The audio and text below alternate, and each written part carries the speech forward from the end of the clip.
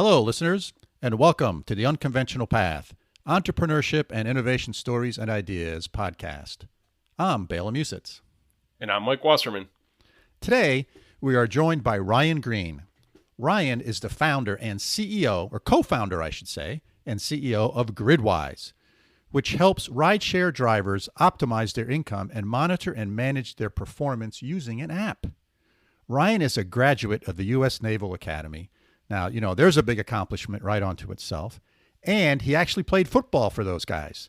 So not only did he go to the Naval Academy, he played football for them as well. And after graduating and doing his tour of duty in the Navy, he went into the banking industry, where he created some data platforms and learned a lot about bringing various different data sets together. And I think that was sort of the impetus of putting together Gridwise, which Uber and Lyft and food delivery drivers can use so that they can understand where the good rates are, where there's a surge in rider demand right now, and sort of gives them a little bit of much more knowledge and power and control over sort of the context of their work. So I thought it was pretty cool. What did you think, Mike? Yeah, Bela, I'm really excited to hear this interview. I mean, I'm really interested in the gig economy or the sharing economy. People call it different things. And one way that I've been really thinking and talking with people about this industry is the fairness involved in this industry. And I think that when Uber and Lyft and some of these platforms started, they were meant to be kind of side gigs for somebody that they might do in the evening or on a weekend as an additional little way to pick up some money. But we've seen that many people, for a variety of reasons, are making full-time work out of this. And when you add the numbers up, a lot of times the workers are getting the short end of the stick. They're not getting benefits. They're not protected by labor laws in many states. And the real actual take-home pay that they wind up getting may not be fair. And so it comes from a power differential, right? The companies have the power, and any individual driver has none. So this whole idea of these workers having some autonomy and some self-control, to me, is fantastic, right? It's really exciting. But at the end of the day, if their quality of work life and then therefore the quality of their whole life is suffering, is that fair, and what can be done about it? So these kind of apps, I think, to me, are a real eye-opener, and what Gridwise is doing is a real eye-opener, and kind of what's possible as we look to version 2.0, maybe, if we want to call it that, of the gig economy. So I'm excited to give this a listen. What do you think? Yeah, let's go. Let's dive right into this one. Hello, listeners, and welcome to the Unconventional Path. Today's guest is Ryan Green. He's a former U.S. veteran and founder of Gridwise. Welcome to the show, Ryan. Thanks for having me. So, Ryan, let me ask you a question. If you're at a social event and you get introduced to somebody, and after the introductions, they ask you, "Hey, Ryan, what do you do?" How do you answer that question? I tend to start pretty general at first, where I would probably say that I run a software company. And from there, if there's I don't want to go into a full elevator pitch if someone's not really interested in hearing it. So if they're if they ask more questions, like, what do you do?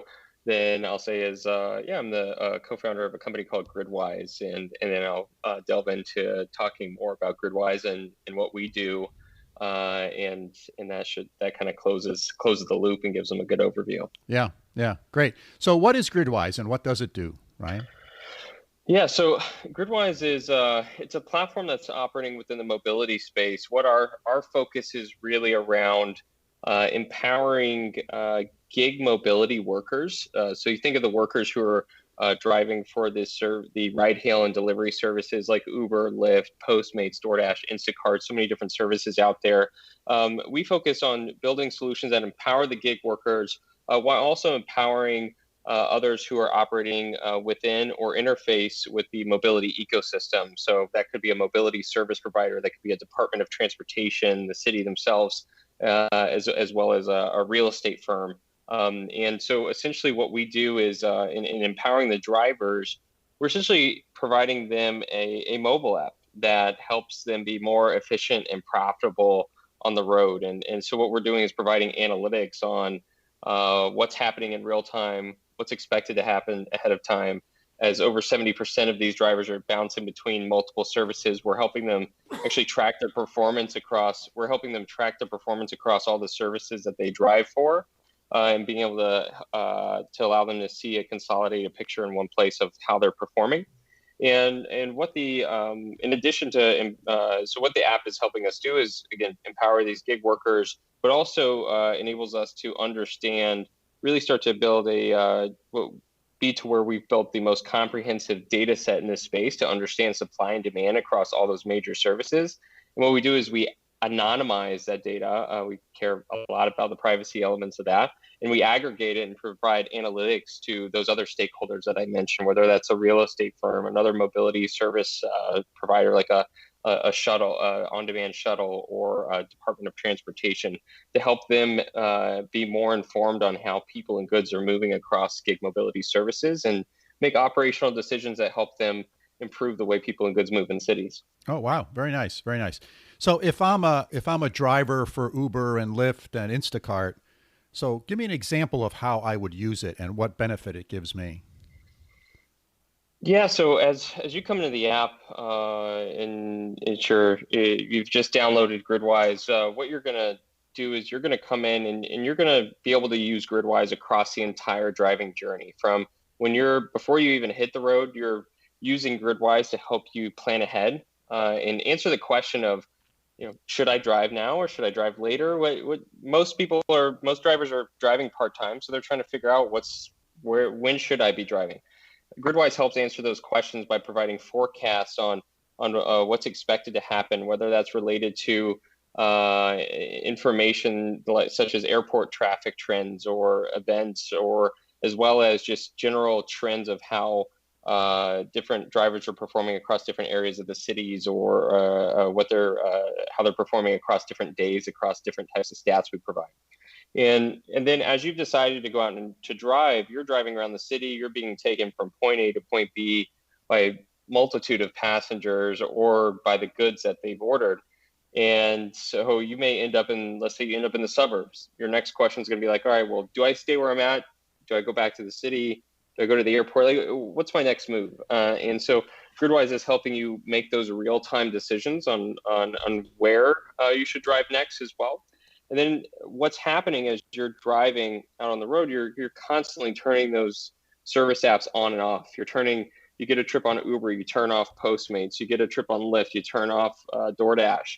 And your performance and your activity becomes fragmented across those services. So what you do after you complete your driving is you look into Gridwise and you say like, hey, wow, it's great. Gridwise has captured all the data across all my activity across all these services, and it's helping me actually see like what my dollars per hour are, what my dollars per mile are, where I'm making the most, what parts of the city I'm making the most money from, what parts of this, like, it is helping inform me on how I'm performing as a driver. So as I know the actions I've taken or the strategy that I enacted on, I'm closing the feedback loop and I know how to improve. And I get a baseline of understanding is like, maybe I'm doing okay. I can see how I'm doing compared to other drivers. So it may show that I have a lot of room to improve and I need to try some new things in my strategy. Yeah. Yeah. Well, that sounds really neat. I mean, it's sort of, you're aggregating all of my activities and then providing that information for me and using historical data from all of your database to help predict, like you said, when a good time to go drive is, when it's not a good time, where the hot spots are, so to speak, and where they're not. Wow, that's cool. So what was your sort of inspiration for this? Take me back to, the early days of, hey, I have an idea for doing this. How did that happen? Yeah, it really kind of came to be over time through a series of experiences. I think one was through starting my own company when I was in college. I was in the Naval Academy in Annapolis. I started a company. It was somewhat tangential to Gridwise. It was in the financial services space, but really also focused on helping people on kind of come to one place that centralized a lot of key information that helped them be able to understand the markets. And so the last company was also about consolidating fragmented information. And as I ran that company and I was in active duty military, that had gone on to some point, but made a series of mistakes. And for a series of reasons, we shut that company down. But taught me so many valuable lessons that it really informed how I'd start Gridwise. And in between that bridge was the experience when I was in the military of actually starting to drive for Uber and then later Lyft. And so I became a driver myself. I understood the pain points that drivers are dealing with. I understood how you feel like you're driving blind out on the road and you just don't know, you don't really know you don't have any information at your disposal to make really effective decisions as you're driving. And after I got out of the military, I went into banking and I was doing currency trading. I was taking rides. I was still an active driver, but I was taking quite a bit of rides with rideshare drivers as well, and hearing them complain about a lot of the same points that I had experienced firsthand. And what I saw is that everything really came down to two core aspects of this problem for drivers. One was the fragmentation of key information that drivers need and the inaccessibility of it. And so there's some information that drivers could get their hands on to make decisions, but it was very fragmented. But then there's a lot of information that drivers need that they couldn't find anywhere. And so I was like, okay, well, is there a way for us to bring all of that key information into one place? And that was kind of where the light bulb really lit up, was at that point in time when I was in banking and taking these rides. And then at that point we went out and set out to kind of validate the concept for Gridwise, and after some preliminary validation went full time into Gridwise and got off the ground. Wow, very nice. So how long ago did you start Gridwise? We started it in the latter part of 2016, but launched the first product in 2017 is when we were had put that out on the market. Yeah, very nice. And are you venture backed? How are you financed? Yeah, we've raised $5.6 million to date from a series of very great and value added investors. Oh, very nice, very nice. And how big is the business now? Number of employees, if you're willing to share that. Yeah, we have a team of 16 now, and we've been able to in any given year we empower over 200,000 drivers out on the road in the U.S. Yeah. And so how does the revenue model work? As a driver, do I pay for the app? Is it a monthly fee, or to walk me through that? Yeah, so the core value of the application is free. You come into the app and really the core value of what we're looking to provide is free and will always continue to be free. Now, there is a premium version of the application that is a subscription model. If you want more granular analytics or insights, you want to add free experience, you pay a premium subscription for that. Because on the other hand, we also make money through advertising through our own brand network that we've built, where we're working with very large companies and other companies within the ecosystem to help them reach gig workers. And so those have been the primary two models there up until recently, where we just launched a part of our business called where we've just started to stand up a part of our business called Gridwise Analytics, where kind of as I hinted at earlier, where we're focused on providing analytics on how people and goods are moving across gig mobility services. So that's a newer part of our revenue model. Yeah, I got to feel that as that data set gets larger and larger, it's going to become more and more valuable, and it's going to dwarf the value of what you might charge people to use the app versus having that data and information. So as you look into the future, who do you see to be the big customers for that data, that sort of aggregated information? Who is that valuable to? Yeah, it's a series of verticals that we've engaged with and that we're partnering with.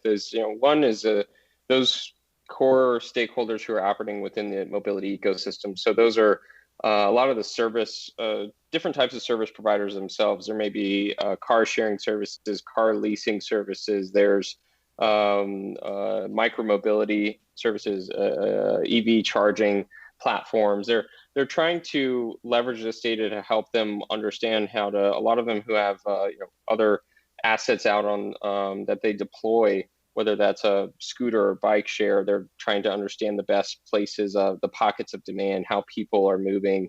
But there's also on the real estate side, restaurants and other storefronts who are trying to figure out what is the best place to position my next store or my next location based off of how this transformation of mobility is taking place. There's, I don't know if you've heard of this wave of ghost kitchens and how that's really changing the restaurant industry. And so like there's so much about the delivery trends is so important that's going to really be a key decider into how you perform from a delivery standpoint for dictating how long your orders will take to get to somebody. Yeah. And so there's I would say real estate, mobility services, there's financial services and helping investors make more sound and informed decisions on this space. And really the municipal side where we're working with partners that empower cities, departments of transportation, MPOs as well. And so a series of different verticals there. Yeah. Yeah, very nice. Now let's dive back a little bit back into your background. So you said you went to the Naval Academy and you started a business while you were there. So there's this entrepreneurial spark somewhere. So did that come from your family? Is there a history of that in the family, or take me through that a little bit? No, that's a great question. I would say when I reflect back, in hindsight, I feel like that spark really ignited back in sixth grade. It was I tend to tell a story about my best lifelong friend and I, who we saw an opportunity. All these kids wanted a particular type of lollipop at school, and so what we did is we went to Sam's Club. We bought those lollipops in bulk, and then we sold them for 50 cents each, and we'd count money on the bus after school each day, and we'd make hundreds of dollars a month, which was a lot of money to us at that time. And so that was, I can recall since that experience, I've always had some kind of side hustle or some kind of project where I'm tinkering with and trying to sell something to someone and to build something that could be commercialized in some way. And that's what really led to me starting my first real formal business in college in the financial services space. So was really, I think the combination of like those experiences that I had have led to where I am now, but also is if I look at my family and my mom's side of the family, almost everyone there owns their own business, their own small business there. And on my dad's side of the family, everyone's been pretty deep into sales. And now my dad even has his own TV show called a Fishing Story that's been on Discovery Channel and other places. So it's like there's been quite a bit of entrepreneurship and sales within kind of my bloodline that I think is really driven the outcomes in the path that I've decided to pursue. Yeah. So one of the things that I'm thinking about here as we're having this conversation is I think of the military academies as not very entrepreneurial places. You sort of go there, you're told what to do, everything is sort of, laid out for you. And so take me through, if you wouldn't mind, that decision process of why you decided to go to the Naval Academy. I'd always been interested. I would say it wasn't my lifelong dream to go to the Naval Academy, but I always had an interest in the military. My dad was in the Marines himself. In my past generations, there's been quite a few people in the military. So I was always intrigued by different aspects of the military. And then the opportunity came about when I was assessing options for that I had to play football in college as well. And I had looked at the Naval Academy was one that had showed a lot of interest and was recruiting me. And so that made me dig into the Naval Academy more. And as I assessed that option relative to other options, I saw that it's like, wow, there's a lot more that goes into the Naval Academy than just, I think, a lot of the other schools I was looking at would just be about going there and playing football and figuring life out as it goes, for me personally. And I think the Naval Academy resonated, just from just the interest that I had in military, but also I think what the outcome could be in coming from there, and what that experience would teach me. Yeah, well said. Well said. Because I think you're absolutely right. Most people's impressions of the academies are that they're let me say it this way: the academies are a lot more and a lot richer from experience wise than most people give them credit for. So I think you said that very well. That's great.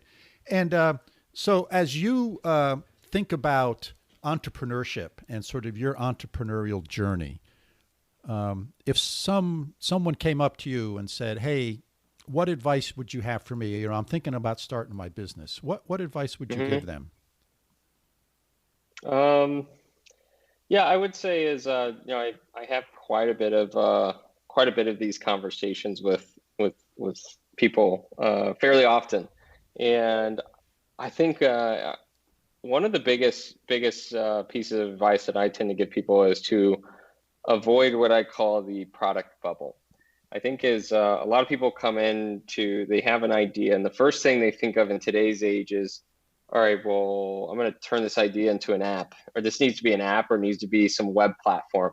And I think it makes sense to think about in today's world that you need to, technology is really in being online and digital, having a digital presence is important, but that's not the place you should always start. People always want to go out and build their vision from day one. And so I think you really want to take a step back from, take this idea, and then know that this idea is just it's nothing. It's just an idea on a napkin at this point. So just take the next step forward after that napkin idea, into figuring out what's the most minimal way that I can prove out that I can solve a key problem in the market, or that I can fill a void in the market, and that people really want the core of what I'm thinking about offering. And it may not be, they may not want exactly what you're thinking about right off the bat, but the sooner you get feedback, the faster you'll iterate and be able to kind of point your arrow in the right direction to be on the right course there. But I think so many people who go that path of trying to hire a dev firm and pay $50,000 to $100,000 to build an app right off from day one, tend to spend that entire long period of development time not engaging with their customers, not getting out of the building. And then what they've done is wasted so much time of not having feedback and not learning. And then by the time they get their product out the door, people don't want what they've developed, and they didn't spend time trying to figure that out. So I think there's such high rates of failure in entrepreneurship. And so I think that those steps, those key initial steps of getting a company off the ground, are so important. And then continuing to have that mentality moving forward is just core to the principles needed to really figure out and find product market fit. Yeah. Yeah. It was well said. It reminded me of my first entrepreneurial experience, where we had venture funding, and we built this big electromechanical device. So it was, like a year and a half of development. And the first time we ever showed it to a customer was when we went to the trade show as an exhibitor. So the product was done, at least in our eyes, right? And we got it about 70% right. But unfortunately, that wasn't enough to make a viable business out of it, So this notion of sort of a minimum viable product, right, and getting something out as soon as you can, and getting customer feedback. How did you do that with Gridwise? Yeah. So what really it started with, I would say that learning lesson came from the company I mentioned, the financial services company. It was called FX Connection. Is we actually started with a very minimal product. Our product was on Google Slides. And then it went to this complex web platform that had all these bells and whistles, and we got stuck in that product bubble. And then we created something that somebody did. We did exactly what I said what I would advise people against doing today. So when I went into Gridwise, I was a little more seasoned. I had some battle scars there. And when I came into that, I was really focused on making sure I didn't repeat that mistake. And so what I wanted to do initially is say like, okay, well, how do I prove out that people actually want this initial concept of what Gridwise could be? And so I went out and created some landing pages and on a weekend that was really had a flow of sign up, pricing, and success, and the success page. And I A/B tested both of those pages, all those pages. And once someone signed up, they would go to the pricing page, they would see what they're willing to pay for, the importance of that. A page had low pricing, B page had high pricing. And then the success page would say, hey, I'm sorry, unfortunately, we're under development, but if you're a committed driver, fill out this survey. And what I found is I did this experiment completely for free. I didn't spend a single dollar getting this traction, because we went to Facebook groups. We found pockets of users on Facebook groups, and I just pasted this link of the landing page and sent a message there. And people in a week of doing that, had over 500 people sign up and over 100 people fill out the survey. And in the survey, they spilled their guts, their problems, their proposed solutions, their strategies, their preferences, the services they drove for. So much information. It was the biggest. It was just eye-opening, and it validated so many hypotheses, but also just like helped me see so many things that I would have never thought of, or if I didn't get that feedback. And so that was the first stage of just validating demand and using. There was no product. There was nothing that existed. It was just the concept of that, and made it look like there was a product, just to get people signing up and see what that flow looks like. It was an experiment. And then as we went to, we used that traction to get an initial funding from an accelerator, and that allowed us to go full time. My co-founder and I go full time into Gridwise, and as we did that, we almost got stuck in the product bubble again. We came into Gridwise, this accelerator, and had all these beautifully designed mock-ups with heat maps and all these great bells and whistles again. And then we spec'd it out, and my partner was like, hey, this would take us like 7 months to develop, and we don't even have that much runway. So we need to figure out a better solution here. And so the question we had was like, how do we get a product in the user's hands as fast as possible and get feedback from them? And so that first product of Gridwise was actually what we created was a weekly email that we'd send out every Sunday that curated a bunch of key information for what's happening that week that's important for drivers to know.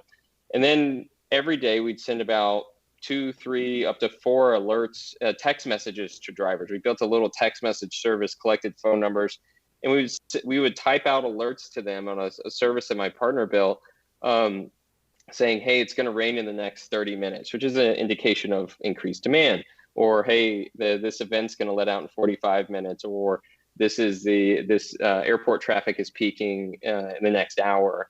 And so what we were actually doing behind the scenes was something that was completely not scalable, but allowed us to prove out this next phase of Gridwise.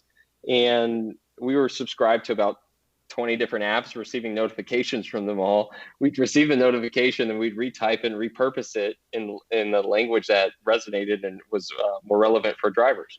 And that was the first version of Gridwise, and that allowed us to figure out what people really care about and informed what we should build in terms of the next version, which would be the first version of our mobile application. Yeah.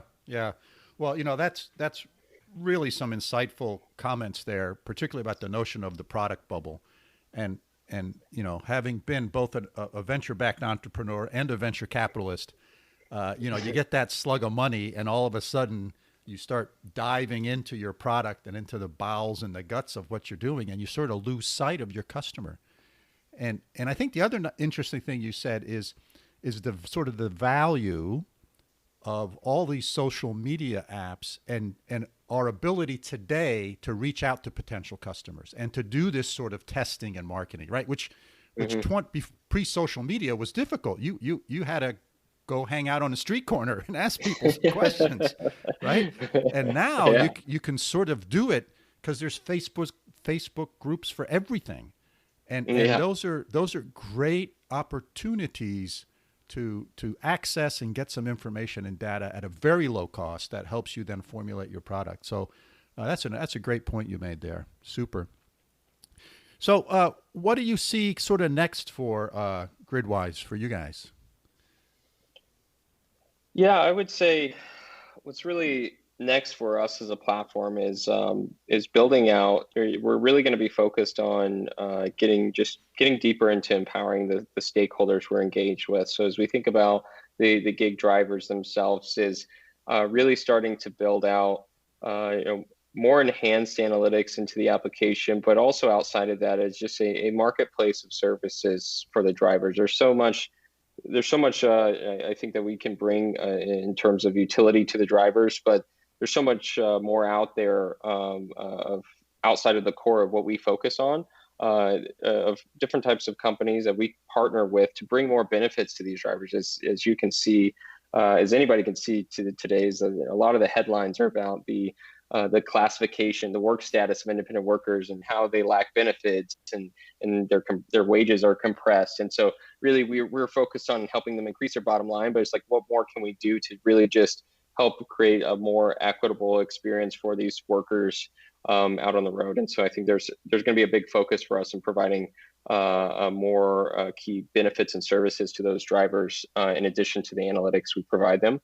And then in really this is going to be a big year for us, is really coming out of our shell in the analytics side of our business and really starting to become a strong influencer into influencing or catalyzing the growth or transformation of gig mobility, as we are actually the first platform that can shed light into how people and goods are moving across these services by possessing the most comprehensive data set and most granularity that is provided in this industry. And so many companies are operating in the dark and have no idea about how people and goods move across these services, and Gridwise is going to be the first to be able to help them to see that. Yeah, very nice, very nice.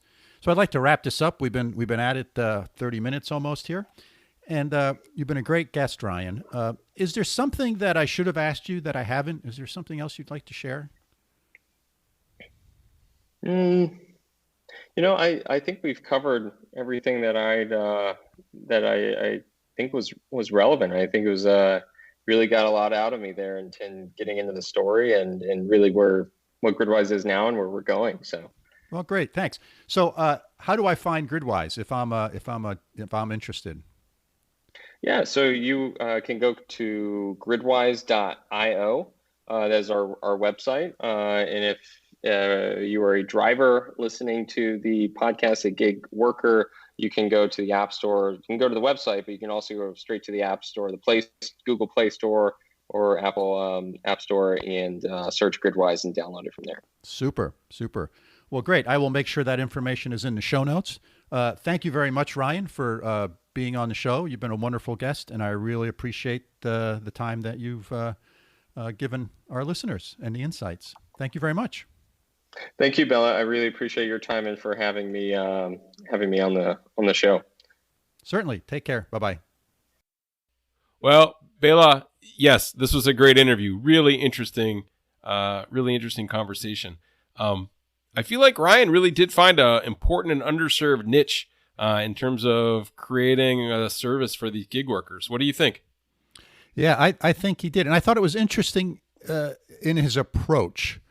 Right. He did a great job, I think, in sort of getting a minimum viable product out there and sort of testing it, right, as soon as he can, getting his ideas and concepts, whether they be landing pages and success pages or sketches or mock-ups, whatever words you want to use to describe sort of a prototype. That's not even a functioning prototype, but sort of notion of getting it out there in front of drivers, in this case, and seeing and learning from them what the value is to them and tweaking that in getting that value proposition honed in so it is of value. And remember, he said he had, I believe, several hundred people signed up before they launched a product, right? So that was a good indicator that, hey, there's people willing to do this. And yes, it's a free app. That's okay, but there's nothing wrong with that either. and you're providing value and you're helping these folks do a better job.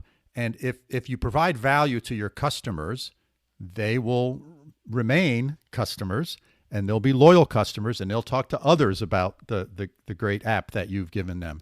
So I think one of the key takeaways from the conversation I had with him was this notion of the minimum viable product and getting it out there as soon as you can and getting feedback on it and then tweaking it and iterating it and then, putting out release number 2 and then release number 3 and release number 4 as fast and quickly as you can as you learn. Totally agree. I mean, this was textbook what we try to teach people when we're teaching about entrepreneurship, right? It's a great combination of kind of lean startup methodology and design thinking, right? He had all these elements that he put together into a really nice tight package. So it was great to hear. And yeah, this whole idea about the product bubble, kind of where you're going with getting products in front of customers first. I thought that was great. And how Ryan recognized it early on and he avoided it. And I like what you were talking about in terms of you see this from two perspectives as a founder of a business that was VC funded and from your VC hat. What can a typical aspiring entrepreneur that might be listening to us right now, what can they take away from this conversation about avoiding the product bubble, Bela? So I think one of the causes of a product bubble is the seeking perfection, right?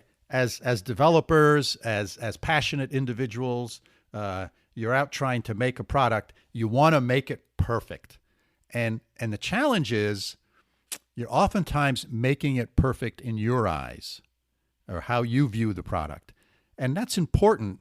But it's much more important to get it perfect from your customer's perspective. So getting it out again in front of customers is really important. And the challenge is, particularly when you go raise VC money, and I've seen this and also did it in our first company where we raised $3 million. We got so focused on the product and we said, hey, we got $3 million.